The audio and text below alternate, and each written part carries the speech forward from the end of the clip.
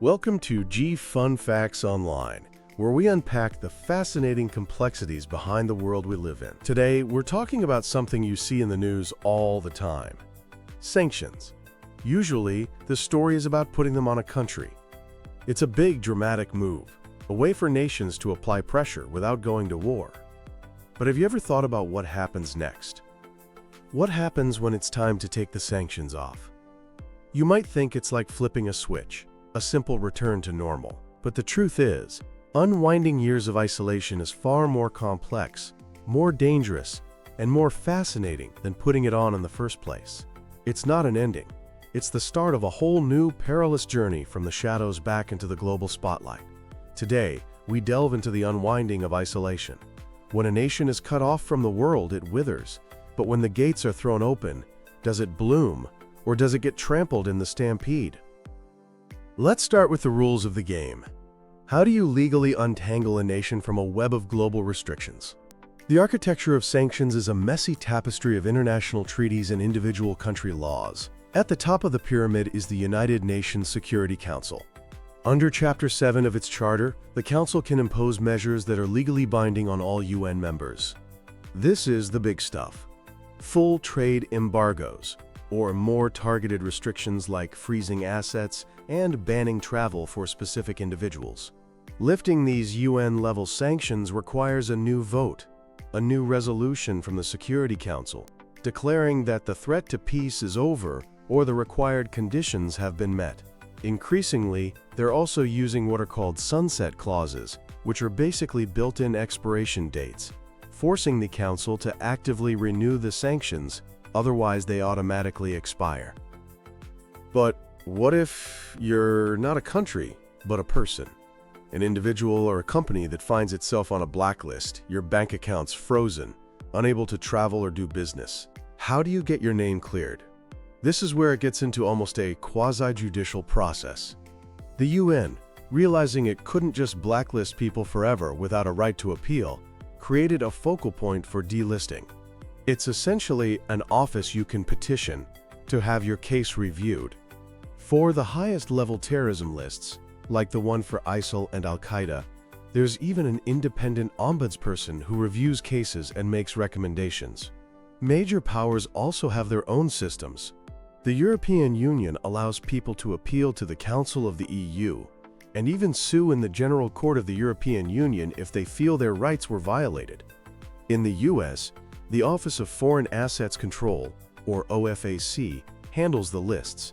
You can petition them, arguing the listing was a mistake or that circumstances have changed. And if they say no, you can take the fight to a federal court. This sounds fair, but here's the first major problem: lack of synchronization. Imagine the UN lifts sanctions on a country. Great, but if the United States keeps its own separate unilateral sanctions in place, the UN's decision is almost meaningless. The US dollar is the backbone of global finance, and no major international bank will risk falling foul of OFAC, even if the UN gives the all-clear. This creates what's known as the chilling effect. Even after all official sanctions are gone, banks and businesses remain terrified to re-engage with a formerly sanctioned country. The risk of accidentally violating some forgotten regulation, or the fear that sanctions could be snapped back into place, makes them stay away. It's like a restaurant that had a terrible health inspection. Even after it's cleaned up and has a perfect score, many old customers will be too nervous to come back for a long time. This chilling effect can suffocate a country's economic recovery before it even begins. So while the legal gears slowly turn, what is happening on the ground to the people? This is where the story shifts from courtrooms to kitchens. The most immediate and celebrated effect of lifting sanctions is, of course, humanitarian relief. Decades of research show that broad sanctions are devastating for civilians. They can lead to malnutrition, collapsing healthcare systems, and outbreaks of preventable diseases, because simple things like medicine or chlorine for water purification can't be imported. Removing these restrictions opens the floodgates for aid and allows a government to finally redirect its own money to basic services. But here's the paradox: lifting sanctions doesn't automatically fix poverty. In fact, it can make inequality much, much worse. The first wave of foreign investment and new business opportunities tends to benefit those who are already wealthy and politically connected. For resource-rich countries, this can trigger a phenomenon known as Dutch disease. Imagine a country suddenly starts exporting huge amounts of oil. A flood of foreign currency pours in, making the local currency super strong. This sounds great, but it makes everything else the country produces, from apples to t-shirts, incredibly expensive on the world market. Local farmers and factory owners go out of business. The economy becomes dangerously dependent on a single commodity, and wealth gets concentrated in the hands of an elite few, while the rest of the population is left behind, fueling social unrest. And the burden of this economic whiplash often falls hardest on women. During times of sanction, women are often the first to lose jobs in formal sectors like textiles. They are pushed into precarious informal work, making them more vulnerable to exploitation and violence. When sanctions are lifted, new opportunities might arise, but deep-seated cultural barriers don't just disappear overnight. A truly successful recovery has to be gender-sensitive, ensuring women are empowered to participate, not just left to deal with new forms of disruption. Beyond the economic, there are deep psychological scars. Sanctions can create something called the rally round the flag effect. An authoritarian leader can use the sanctions as propaganda, blaming all the country's problems on evil foreign powers. This forges a powerful nationalist us-against-the-world mentality. But what happens when the sanctions are lifted? That common enemy is gone. The narrative collapses, and all the pent-up frustration can turn inward, leading to political instability. The population, conditioned to feel like victims, may struggle to build constructive new relationships with the outside world. Years of scarcity and isolation leave a mark on the national psyche, a collective trauma that can manifest as anxiety and a loss of hope. Rebuilding a sense of optimism is just as important as rebuilding roads and bridges. Now let's talk about the money. The promise of lifting sanctions is an economic rebirth. Markets reopen. Frozen assets, sometimes billions of dollars held in foreign banks, are released. And foreign companies, eager for new markets, are supposed to come rushing in with investment. One of the most critical technical steps is reconnecting to the global financial system. For years, a sanctioned country is like a house with no internet connection to the world of money.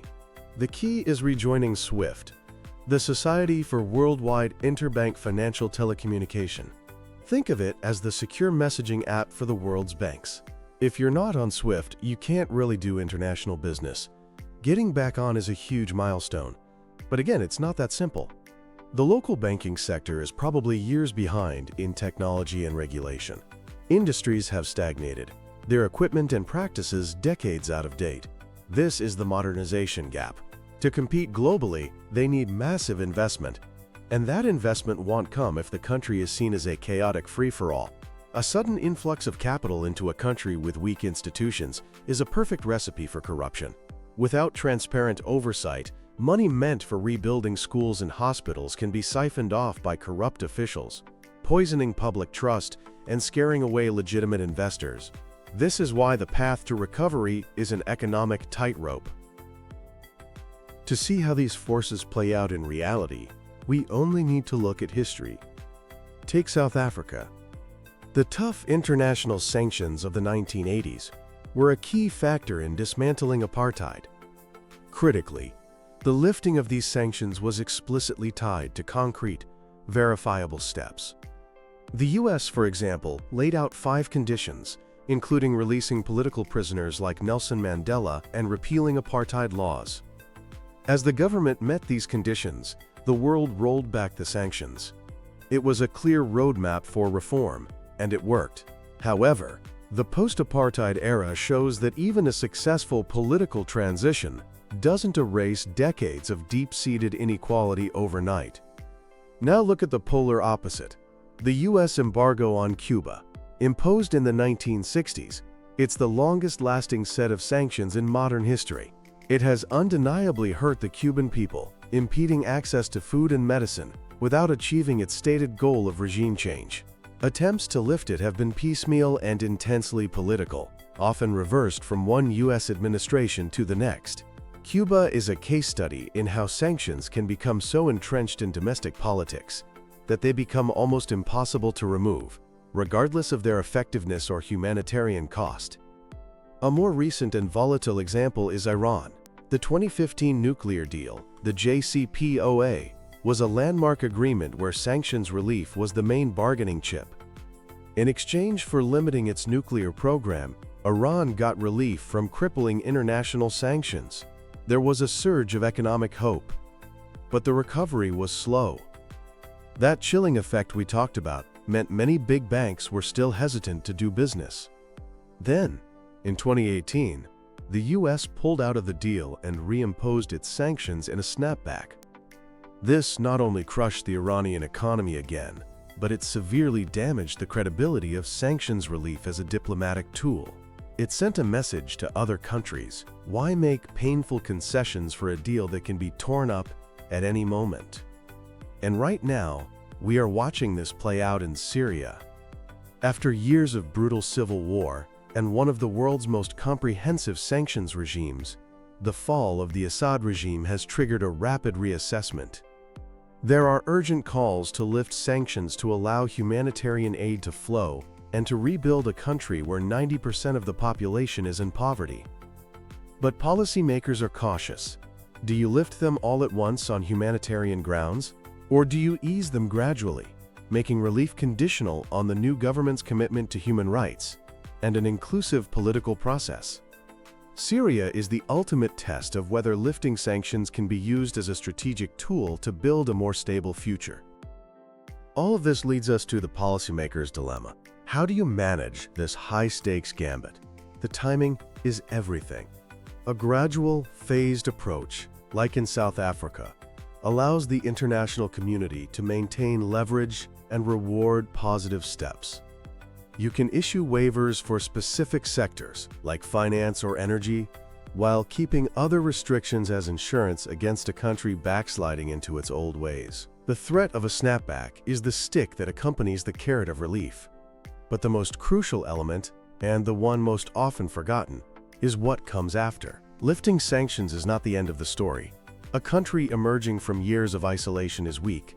Its institutions are fragile. Simply throwing open the doors to the global economy without support is like throwing someone who can't swim into the deep end of a pool. This is where institutions like the International Monetary Fund and the World Bank are supposed to step in. The IMF can help stabilize the currency and the macroeconomy. The World Bank can fund long-term development projects, rebuilding infrastructure, strengthening governance, and creating a stable environment for growth. To conclude, the lifting of sanctions is a pivotal moment, but it is not a magic wand. It's an inflection point where a strategy of coercion must give way to a strategy of constructive engagement. The legal untangling, the social shockwaves, the economic tightrope, all these factors show that unwinding isolation is a delicate and often dangerous operation. The real lesson from South Africa, Cuba, Iran, and Syria is that simply removing punitive measures is not enough. It must be followed by a long-term, coordinated, and human-centric commitment to support recovery, because only then can the international community ensure that the end of sanctions truly marks a new and better beginning for the millions of people whose lives have been defined by them. Thanks for tuning in to G Fun Facts Online. Join us next time as we explore another hidden side of our world.